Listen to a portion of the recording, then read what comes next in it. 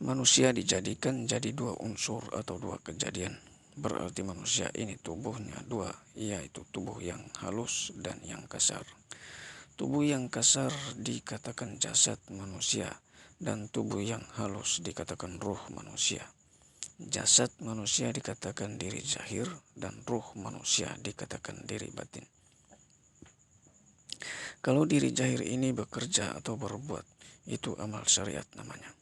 Kalau diri batin ini bekerja atau berbuat, itu amal hakikat namanya. Jadi amal kita cuma dua macam, kata Rasulullah dan juga firman Allah Subhanahu wa taala. As-syari'atu bila hakikatu atila, wal hakikatu bila syari'atu batila. Bersyariat tanpa hakikat berarti kosong, dan berhakikat tanpa syariat batal, sia-sia juga, tidak sah. Bersyariat tanpa hakikat bertubuh tak bernyawa, dan berhakikat tanpa syariat bernyawa tak bertubuh.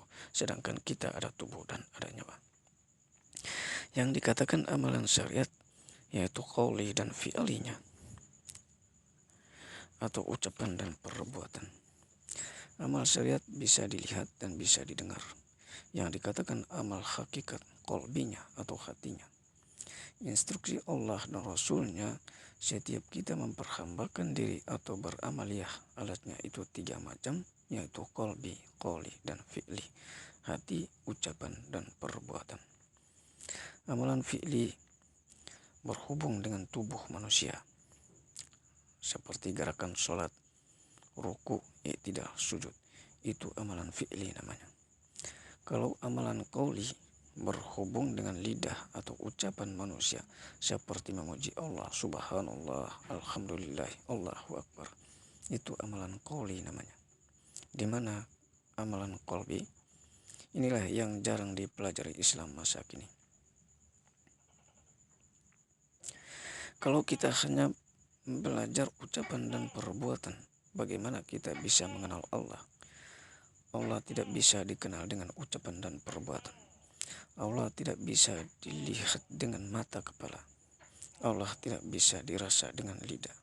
Allah tidak bisa diraba-raba dengan tangan. Dengan apa? Al-ilmu sya'ilmani wa ilmu batini biqalbi fajalika huwal ilmu nafi'. Ilmu itu dua macam, ilmu batin yang dalam hati ini sangat bermanfaat.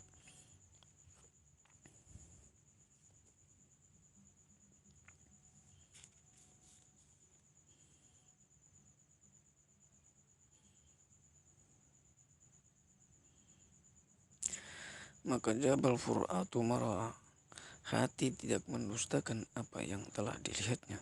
Quran Surat An-Najm ayat 11. Jadi sangat jelas bahwa Allah hanya bisa dikenal dengan mata hati. Akibat umat Islam masa kini tidak mempelajari soal hati, maka instruksi Allah, wa bi anfusikum afala tubsirun, Quran Surat Az-Zariyat ayat 21. Di dalam hidup dan kehidupan manusia di dunia ini, hati ini membawa peranan penting. Disebabkan hati kita bisa jadi manusia tukang fitnah. Disebabkan hati kita bisa jadi manusia yang baik. Disebabkan hati kita bisa masuk neraka. Disebabkan hati pula kita bisa masuk surga. Kalau begitu peranan hati, ada apa sebenarnya di dalam hati ini?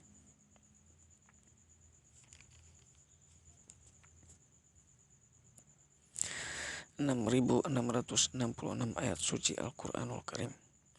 6.666 ulat dalam kuburan yang memakan jasad manusia yang tidak mengenal Tuhannya. 6.666 penyakit yang ada dalam hati manusia. Kalau kita biarkan penyakit itu, fajadahumullahu maradan, ditambahkan Allah penyakit itu. Dan kalau kita tak segera cari pembasminya, walau adzabun alima bima kanu yaktibun, bagi mereka azab yang sangat pedih karena mereka pendusta. Yaitu lain di hati, lain di mulut. Pantun mengatakan, asap api gulung gemulung, bakar sampah buang sarapnya, ibarat gunting makan di ujung mulut manis, apalah gunanya. Allahu Akbar, kata lidah, tapi jengkol jadinya. Bagaimana untuk membersihkan hati? Sabda Rasulullah, likulli syai'in sya'adun, segala sesuatu ada pembasminya atau pembersihnya. Alat mencuci tubuh pakai air, alat mencuci hati pakai apa? Kata orang harus banyak-banyak membaca istighfar. Istighfar letaknya di lidah, hati di dalam. Tak terima di akal, dibaca di luar, di dalam bisa bersih. Misalnya kita sama-sama bersihkan masjid, rame-rame kita bersihkan di luar teras, sambil teriak, bersihkan tempat imam, bersihkan mimbar, tentu tidak akan bersih. Karena kita mengucapkannya, tapi kita berdiri di luar, tidak masuk ke dalam untuk membersihkannya.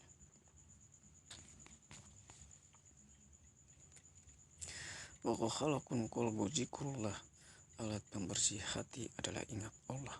Tapi belum tentu kita bisa ingat sebelum kenal apa yang kita ingat.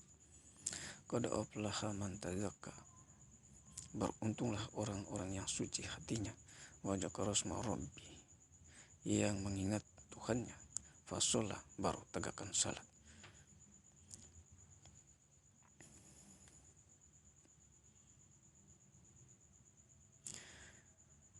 Orang yang hatinya bersih, yaitu yang hati mengenal Allah, dapat kenal baru diingatnya. Kadang kita ini salah pengertian. Sembahyang itu ingat.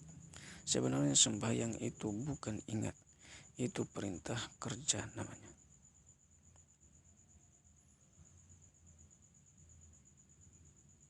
Tegakkan sholat. Yang kita ingat itu perintah Allah. Isya, subuh, lohor, asar, maghrib. Allah itu di mana?